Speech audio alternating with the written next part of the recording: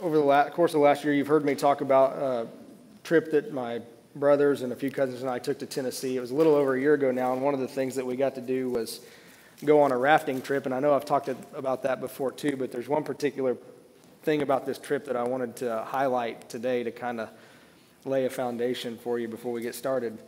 We went on this rafting trip, and it was the first time for a lot of us. My other brother, not Seth, he had been on a trip before, but we had a really good guide, and he was telling us about all the things, that you could do while on the river. And one of the things he told us about was this thing called surfing. So what you do when you surf, if you're whitewater rafting, is once you get through a big rapid, you find a spot like behind a rock where the current isn't as strong, and you float your boat over there and kind of catch your breath, take a breather. And then when everybody else has gone through, you get back out in the current, and all together you paddle as hard as you can paddle and stick your nose of the boat right down into the rapid. And as the water keeps coming, the boat fills up, the boat will actually stand up on end until it spits you out. Okay? So we made a couple attempts at this. The first time we had a little success. The second time we found a better spot to do it, and we went in, and it was a flop. We just got pushed right back out, and he said, guys, that's not going to happen. We're going to pull over to the side and regather and try this again. And so we pulled off to the side and watched other people try it, and finally, everybody's out of the way. We get out there in the current, and we start paddling, and everybody's paddling together, in sync, and we're going against the current. We stick the nose of that boat right where it needs to be, and I was in the middle, and I remember I think Seth was in the front, and at one point I look, and Seth and my other cousin were literally standing in the boat, and the water was up to their waist, and the boat is sticking up, and then it just spits us out, and we start floating down the river. It was hard to maintain that against the current. A little bit further down the river, there was a spot where there were no rapids. They said, okay, everybody, if you want to jump out and swim, this is the time to do that. So we jumped out of the boat, and one of the things I remember was thinking, the first thing was, wow, this water's a lot colder than, I thought. And the second thing was, the current was a lot quicker than I thought, because once you jumped in, it was like you're floating. And you could try to swim against the current, and you could do it for a little while, but it didn't take long to get tired. It's always easier to go with the current than it is to go against the current. Sometimes in life, it's easier and more comfortable to blend in than to stand out, right? I used to watch my grandpa when I was younger. Once he retired, he has a shade tree in his backyard, and he would sit there and whittle for hours. I was always captivated by this whittling because his strokes were so smooth, and the little shavings that he made were just so fine, and they would curl up. And I would sit there and try to whittle, and mine didn't look like his, And he would just kind of look down and say, well, it's a lot easier if you go with the grain. All right, you got to go with the grain, and that'll help you out. And everything in life is harder when you go against the grain. Today, we're going to start a series together through the book of Daniel. I've spent a lot of time in prayer and meditation over the last several weeks asking God, where do we go next at Hannah's Creek? Where should I take them next? And over, God brought me back to the book of Daniel, one of the major prophets. The book of Daniel is about going against the grain. That's the title of the sermon today. Swimming upstream, so to speak. So I want to give you some Jeopardy facts about the book of Daniel before we get started. The book of Daniel was written after the first attack on Jerusalem by the Babylonians in 605 BC. So if you're a history buff, you can look this up. It's not only written historically in the Bible, there are other historical accounts that are not biblical that talk about 605 BC and how the Babylonians were conquering the world. One of the most fascinating details about the book of Daniel is the fact that it's written in two different languages. This is very uncommon for an Old Testament book. The book of Daniel is actually written in Hebrew and Aramaic. Chapter 1 is in Hebrew. Chapters 2 through 7 are in Aramaic. And chapters 8 through 12 are in Hebrew again. Now, the difference between Aramaic and Hebrew is simply that Aramaic is a cousin to the Hebrew language, but it was more widely spoken. Now, this book was written during the exile to Babylon. At that point in history, the Babylonians were the dominant power in the world, and they ruled most of the civilized world. So the book covers a span of 70 years. In Daniel chapter 1, verse 1, it tells us that Nebuchadnezzar was the king. And then if you go to the end of chapter 1, verse 21, you'll find that Cyrus was king when Daniel apparently died. Now, that's just in the chapter we get that snapshot of the timeline.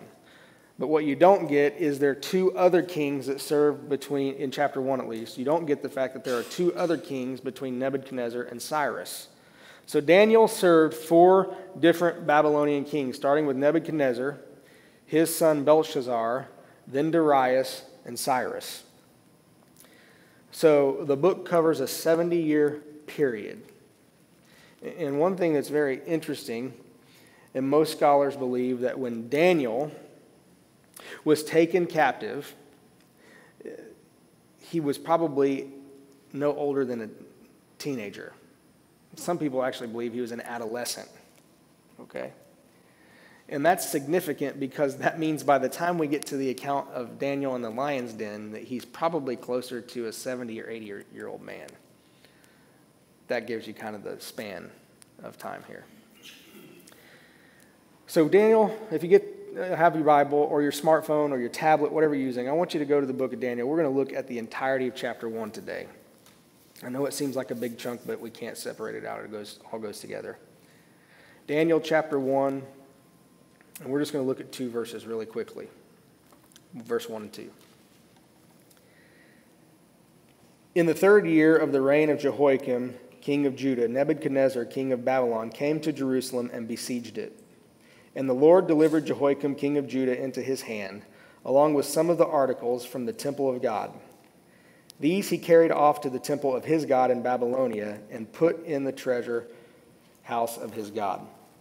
Now here's something very interesting that happens just in these first 2 verses. And it gives us some insight into life in general and some of our experiences. What you have in the first 2 verses of this book is you have, now this is going to sound funny, but hold on. What you have is factual versus actual. Okay? Now let me explain that to you. Verse number 1 is factual history. I already told you can look and find this event, this account, all right, in other secular writings. They talk about how Babylon came to the southern kingdom of Israel, attacked it, and carried off the people captive in 605 BC. That is the factual event. Verse 2 is the actual event. Okay? Because what you see is, and the Lord delivered Jehoiakim, king of Judah, into his hand. So what's the difference between factual and actual? Well, the difference is secular, a secular worldview versus a biblical worldview. It's 2 different perspectives of the same event. What you have in verse number 1 is the factual event of Babylon coming to Jerusalem and besieging it. And in 2, you have the biblical worldview. Verse 2 tells us the Lord did this. See, from the secular vantage point, nobody sees the spiritual significance of what's happening. But when you get to verse 2, Daniel lays out for us that this is a factual event in history, but here's what's actually going on. God is actually using this event for something. God was using this historical event as a means to move his plan of redemption forward in history. So here's the first thing I want you to write down. This is point number 1. And these aren't real fancy. They're not packaged nice. I'm sorry, but this is the best I could do. Point number 1. There are times in life when the unexpected happens.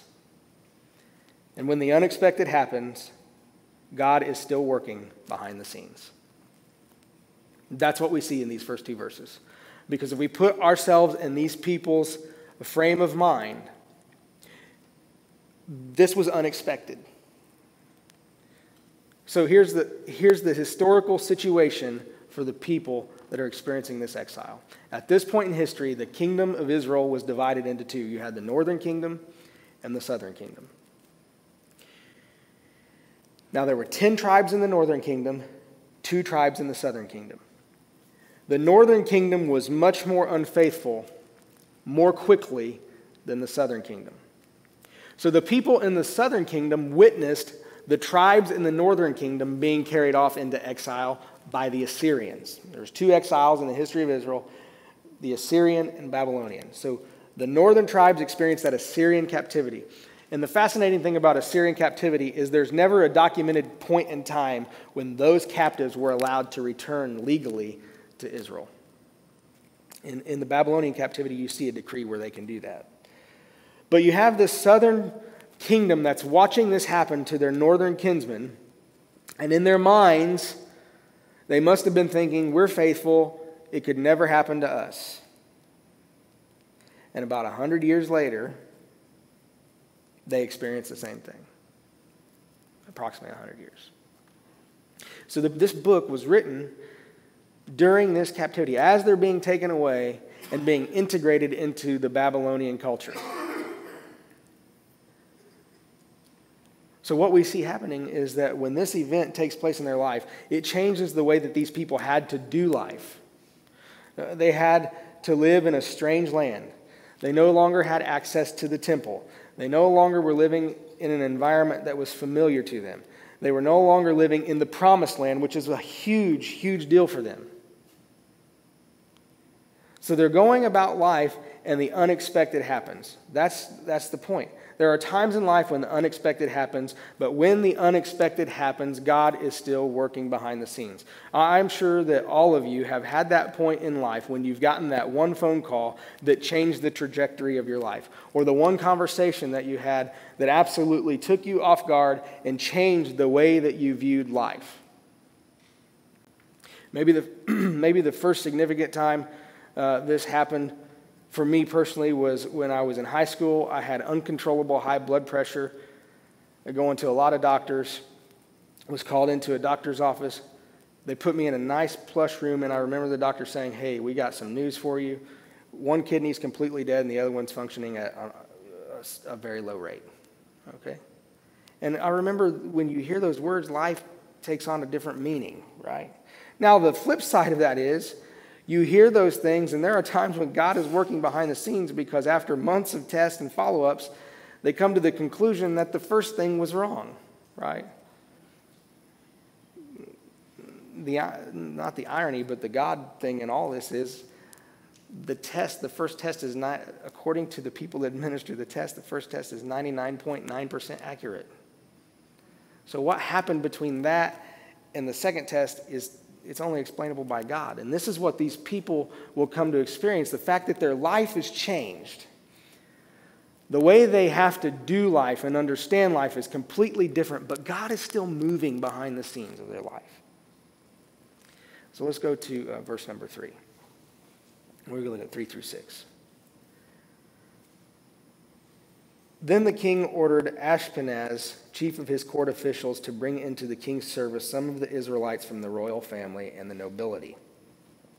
Young men without any physical defect, handsome, showing aptitude for every kind of learning, well-informed, quick to understand, and qualified to serve in the king's palace. He was to teach them the language and literature of the Babylonians. The king assigned them a daily amount of food and wine from the king's table. They were to be trained for 3 years, and after that they were to enter the king's service. Among those who were chosen were some from Judah: Daniel, Hananiah, Mishael, and Azariah. The chief official gave them new names. To Daniel the name Belteshazzar, to Hananiah Shadrach, to Mishael Meshach, and to Azariah Abednego. So this leads us to point number 2 in these 3 verses. The world will try to assimilate the people of God into a pagan culture. That's what's going on here. Daniel and his friends have been taken captive, carried away from their homeland, carried away from their culture, And the Babylonians are attempting to erase their identity. That is what they are doing. And here's how they did it. Now, I have to be a little covert in how I'm saying things here today because it could be misconstrued in a number of different ways, but I want you to pay particular attention to the way the Babylonians are trying to erase these people's identity. And some of them should sound familiar to you. The very first thing that they experience is isolation. They separated these men from everybody else. See, they took a lot of Israelites captive, but they take these Israelites and take them away from the rest of the Israelites and put them in a secure location, isolated away from everybody else. The way they put it in the text is they put them into the king's service. So they're isolated. So we have isolation. The second thing we see is indoctrination. The text says they were to be trained for 3 years. They were taught the language. They were taught the culture. They were taught their religious practices, all about all their pantheon of gods. They were indoctrinating them. Again, I have a personal, I think I've experienced this personally. One of the very first classes that I went to when I was at Purdue was political science. Okay?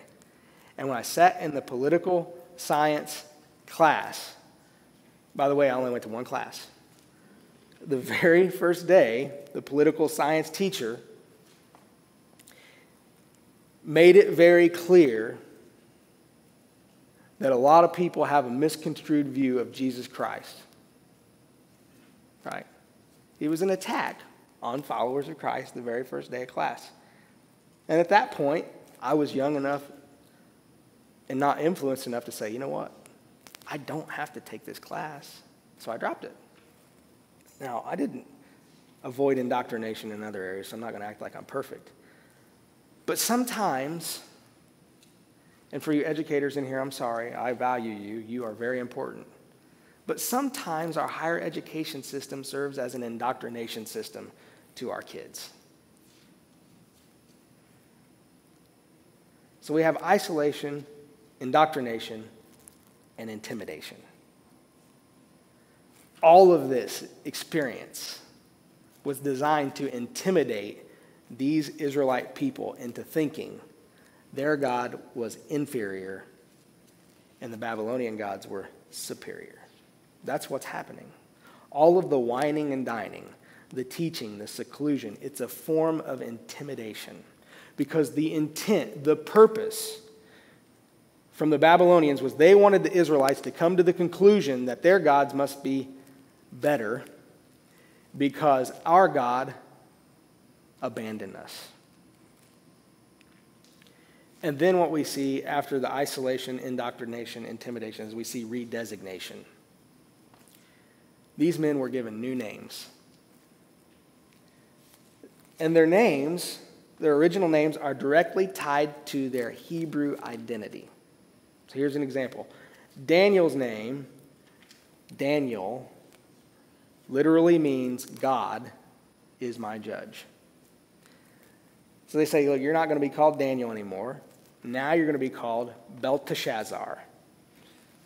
Belteshazzar means Bel, protect the king. Bel is the name of a pagan deity in Babylonia. So they're trying to erase their identity by giving them new names. Now here's what's fascinating to me about all this. In this attempt for them to erase their identity, how many of you are more familiar with the names Shadrach, Meshach, and Abednego than the Hebrew names? Raise your hand. If we're honest, every single one of us know these characters outside of Daniel by their Babylonian names and not their Hebrew names. See how effective? We're talking thousands of years later. See how effective that was? But when we get to verse 8, we get a nice little conjunction in there that draws a contrast. Shannon, I always try to throw these literary things in there for you. Good job. and Abby, because she's trying to learn all this stuff, and hopefully she's watching at home. Verse number 8, we get to a conjunction that draws a contrast between what we're about to read and everything else before it. It's one of the most critical points in the book, I believe. It says, but Daniel. Now see what is happening here? Here you have all this stuff going on in an attempt to erase these people's identity, change who they are. But Daniel is different. That's what is really being said here. It says, but Daniel resolved not to defile himself with the royal food and wine, and he asked the chief official for permission not to defile himself in this way. Now, the NIV uses the word resolved. This is the translation I just read. The New King James Version, I know some of you here used that or did. That version, I like the way that it translates this verse. It says, but Daniel purposed in his heart that he would not defile himself. The literal translation of that Hebrew word, the word that we've seen translated as resolved or purposed in his heart, the literal translation means to place on or to put on.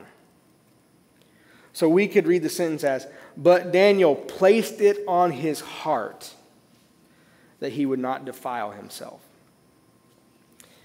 And here's, I think, one of the most fascinating things about this when you really dig in and think about what this means.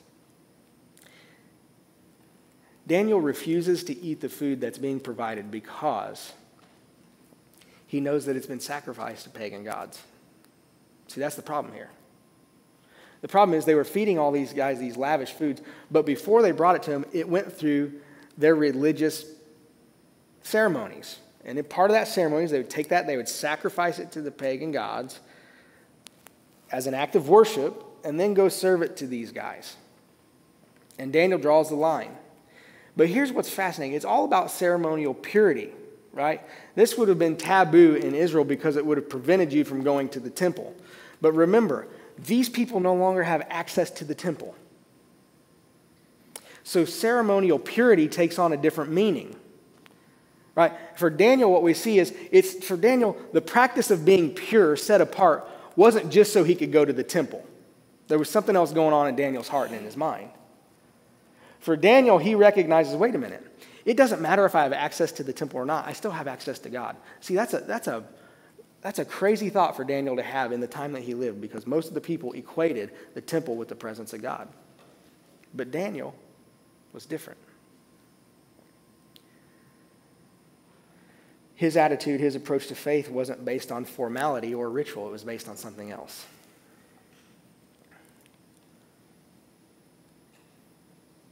So Daniel and the others, Hananiah, Mishael, and Azariah, they decide, no, we're not going to do this. So here's the third thing I want you to write down. And this is where we're going to have to flesh it out. It gets kind of difficult. So this is point number 3. Going against the grain or remaining faithful in a foreign land requires determination and discernment. Determination and discernment. So let's go back to 8 and read the rest of this, and then we'll finish it out. And I'll tie it all together.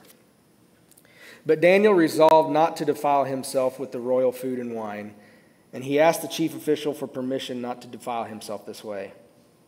Now God had caused the official to show favor and compassion to Daniel, but the official told Daniel, I am afraid of my lord the king, who has assigned your food and drink.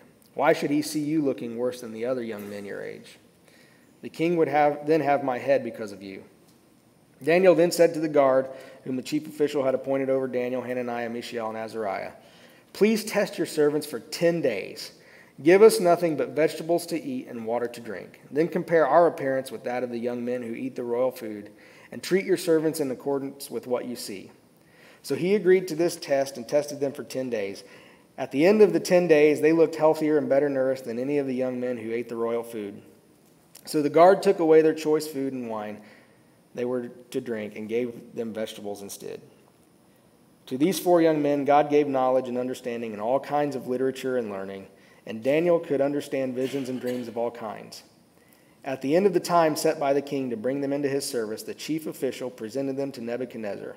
The king talked with them, and he found none equal to Daniel, Hananiah, Mishael, and Azariah.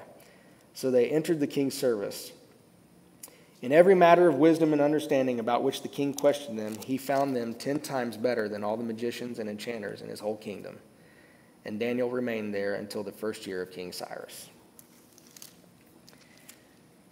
So Daniel and the others had the determination that they would not defile themselves. He determined, he placed it on his heart. He determined, and this is probably at a very young age, that no matter how hard the Babylonians tried to mold him and shape him, he would not forget who God made him to be. I think that's critical. But not only did Daniel have the determination, Daniel and these other men had discernment. And I think that's where it gets a little bit more difficult in life. Daniel was able to discern what parts of the culture were appropriate for him to participate in and what parts weren't. I mean, Daniel knew where to draw the line. I think in Daniel's mind, he sought God enough that he had drawn a line in the sand, and he knew when it comes to this point, I won't budge. I won't bend. I won't break. And Daniel had the courage not to cross that line. And what we see here is that Daniel presents this situation. He says, look, just test us for 10 days. Test us for 10 days. And then make a determination. Right? And here's the thing. Here's what Daniel's saying.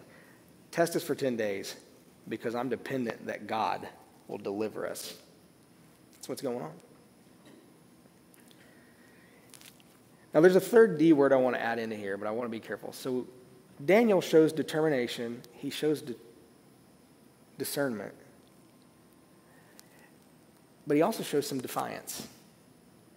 Right? He digs his heels in. When it comes to food, he's like, no, no, no. But notice how he does it. Notice how he defies it. He doesn't stand with a picket sign, and tell everybody who he is and this is what I'm against and I'm not doing it. That's not what it is.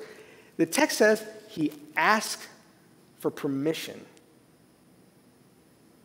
That's interesting.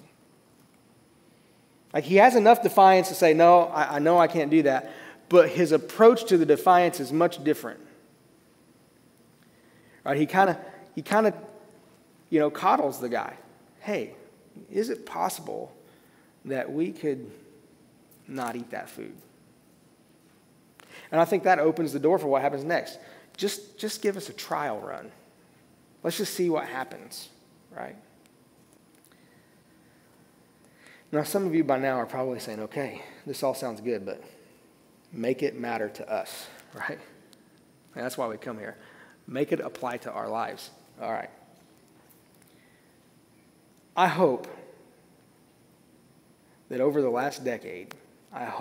course of the last decade, that all of you have at some point taken a step back and said to yourself,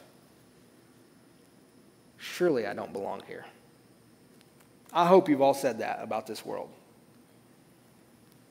All right, and I'm going to step on some toes, and I'm going to say, if you haven't in the last 10 years taken a step back and said, surely I don't belong here, there's something going on.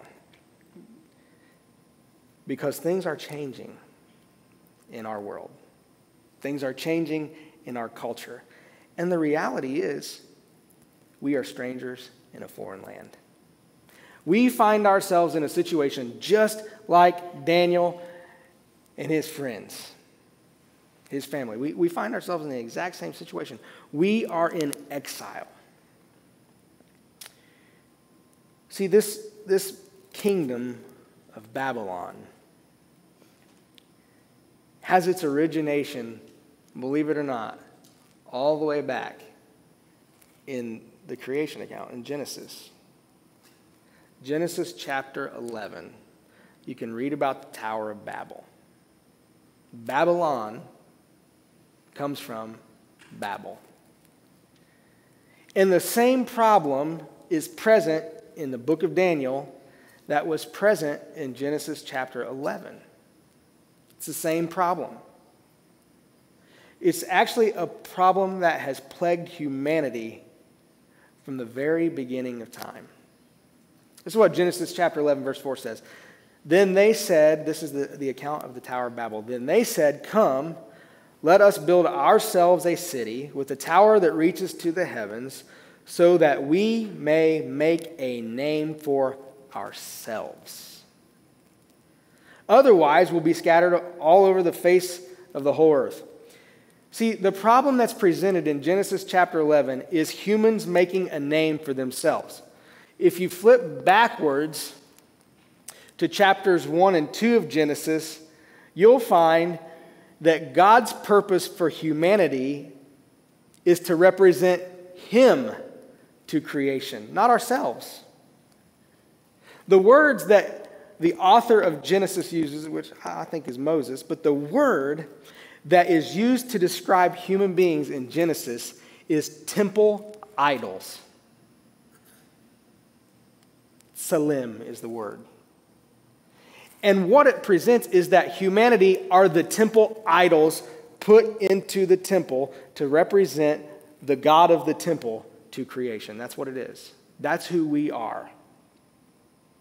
Representations of God to humanity. And it doesn't take long. You get to chapter 11 in Genesis, you'll find that humanity has fallen so far from that purpose. Now we're all about making a name for ourselves. This is the mindset of the world that we live in today. We live in a time that people are so set on making themselves known. And for those of us that are trying to be faithful and make God known, we're going to be, or should be, feel more like strangers in a foreign land. John chapter 17, verse 16, this is what Jesus said. He said, they are not of the world, even as I am not of it. He's talking about his followers. In 1 Peter chapter 2, verses 11 and 12, Peter wrote, dear friends, I urge you as foreigners and exiles to abstain from sinful desires which wage war against your soul. Live such good lives among the pagans that, though they accuse you of doing wrong, they may see your good deeds and glorify God on the day he visits. And in Hebrews chapter 11, verse 13, this comes on the heels of when the author of Hebrews wrote about all the heroes of the faith. He said, all these people were still living by faith when they died. They did not receive the things promised. They only saw them and welcomed them from a distance, admitting that they were foreigners and strangers on earth. Listen, we, as followers of Jesus Christ, we're strangers. We're exiles. We're in captivity on this earth. We were bound for something different. But here we are. And we have factual history and actual history unfolding before our very eyes. We have factual history, the things that are going to be written about in the history books for years to come.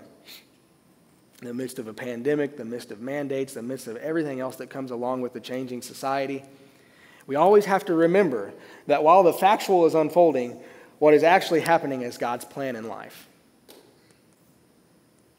All right, there are some things in life that are not going to make sense to us. There are some things that are going to be asked of us that should cause us to scratch our head and think, wait a minute. Is this one of those moments when I should go with the flow or should I start swimming upstream? Well, that's the point we're at as followers of Jesus Christ. And the book of Daniel helps us, I think, get to a point where we can hopefully discern better between what are things that are acceptable for me to participate in and what are some things where I should say, no, I draw the line there. And I'm going to leave the results up to God.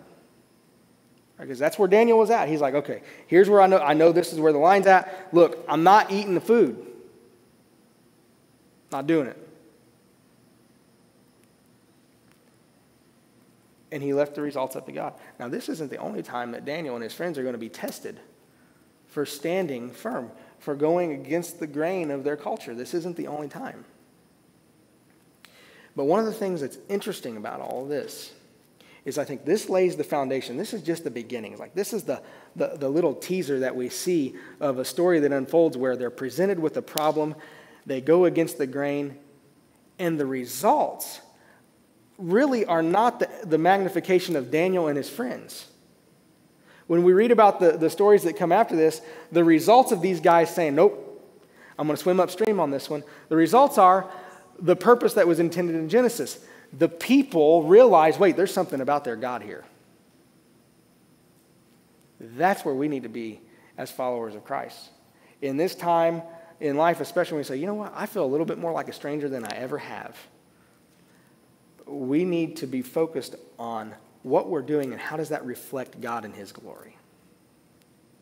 So, there are going to be attempts, I'm just going to be honest with you, there are going to be attempts to isolate, indoctrinate, intimidate, and redesignate us. It's going to happen. I think some of it already has started to happen, honestly. And when we meet isolation, indoctrination, intimidation, and redesignation, it has to be met with determination, discernment, and at times, peaceful defiance. We have to be willing to say, this is crossing the line, and I'm going to stand firm. So the rest of this book is going to help us see in moments of life what it looks like to take that stand and the results that God can give. Let's pray.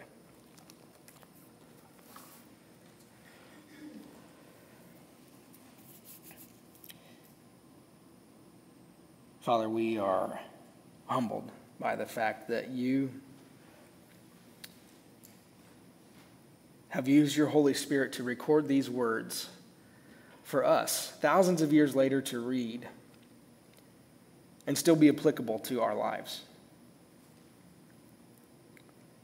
And the same Holy Spirit that oversaw these writings dwells within us and gives us access to you and discernment through you. God, we ask that as we go through this life, that we would feel like strangers in a foreign land, that we would know that we were meant for a different kind of life, a life in your kingdom, not the kingdom of this world. Father, give us discernment. Help us to be determined. Help us to place it upon our hearts like Daniel placed it upon his heart, to not defile ourselves with the things of this world. But God, as we do that, may our focus never be to bring glory to who we are, but to bring glory to you. I ask these things in your Son, Jesus' name. Amen.